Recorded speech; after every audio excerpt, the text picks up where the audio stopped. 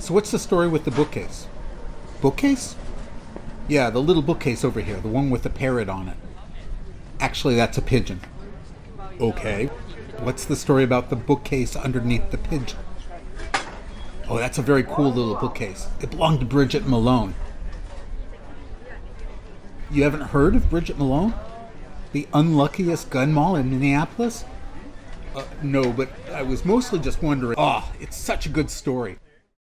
Bridgit was born at the beginning of the last century, somewhere around 1904. She was born in South Boston. She was something like the ninth of 13 children. So it's safe to say that she didn't get a lot of parental supervision growing up. By the time she was about 16, she discovered that she had a real talent for attracting boys, but definitely the wrong sort of boys, if you understand what I mean. And eventually she decided to lean into that, and she became a gun moll, a professional gangster's girlfriend. She was a big girl, almost 6 feet tall, and she was wide in the hips, but she had beautiful eyes, and her singing could bring men to tears. So it wasn't too long before she left Southie and moved to Chicago, to the big time. Prohibition had just been declared, and gangsters were swarming over all that easy money, and she fit right in. She was Dean O'Bannon's girl for a while, and there was even rumors that she worked for Capone for a while. And she did very well there. I mean, she was so talented. She could walk past a policeman with 6 quarts of gin under her skirts, and the only thing he would notice would be her perfume. She really only had 2 problems, though, and they were related. One was her size. Like I said, she was a big girl, and that fed into the second problem, which was the cowardice of her boyfriends. They didn't hesitate to dive behind her when things got dicey and use her as a human shield. They said, she got shot so many times that they said she had more lead in her than a paint store.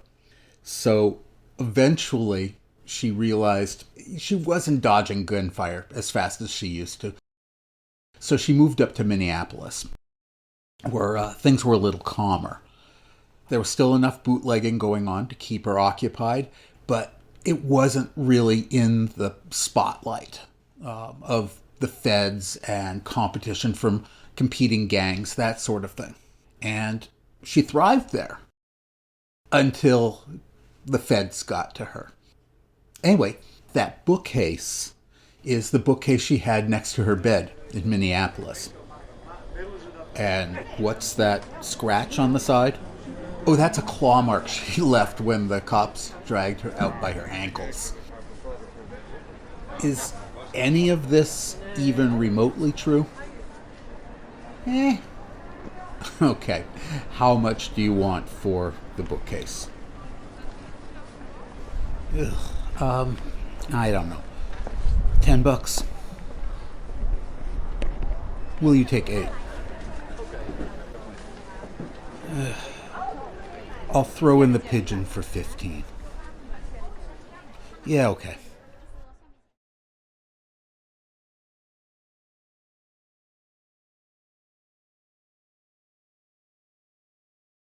Okay, there are some cocktails that are very finicky, that require a million different ingredients.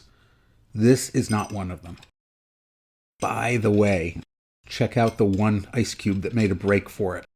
It's hiding, hoping to escape my notice. Anyway, this has 3 ingredients. Again, 4 if you count ice. So we're going to take a lime. I took the prettiest lime. That may have been a miscalculation. Okay, let's take a look. Okay, opening it up. And that's a beautiful lime. It looks just like what you would expect a lime to look like. If you called the Central Casting and said, hey, send me a beautiful lime, they would send that one. But if you notice, it doesn't have a lot of juice.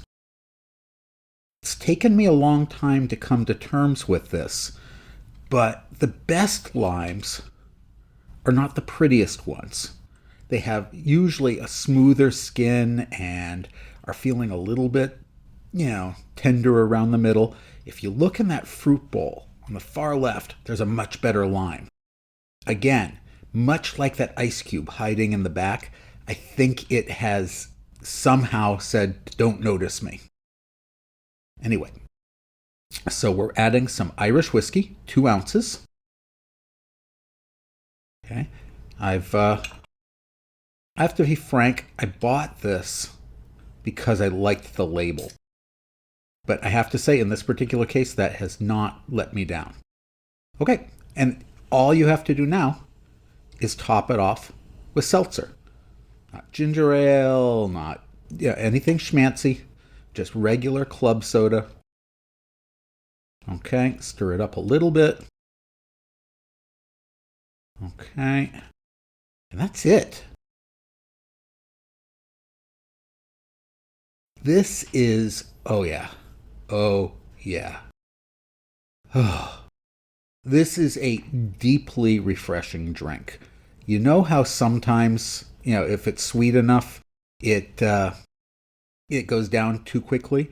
This is just barely sweet from the lime and from the whiskey, but, that's residual sweetness. It just tastes refreshing.